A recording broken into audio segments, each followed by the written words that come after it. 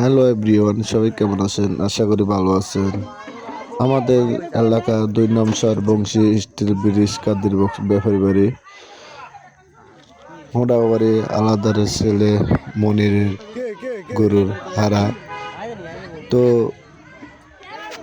মানুষটির অবস্থা তেমন বেশি ভালো না, কিন্তু উনি গাছের থেকে পড়া মাজা মেরুদণ্ড ভেঙে ফেলেছে।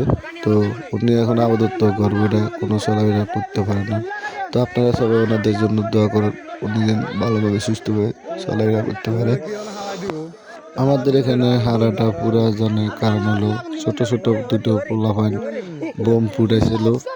তো আজকে যাই হোক, চান্দাদের দিন, এই জন্য আর কি অনেক দুষ্টামি করে পরে বোম ফুটেছিল। তো আপনারা তারপরে অনেকে ছুটাছুটি পানি মারার জন্য অনেক চেষ্টা করতেছে, তারপরে পারে না। তো হারাডারে অনেক নিচে নামায়া অনেক সোলামলায় অনেক কিছু করার পরে তারপরে কিছুটা ফসল পাইল।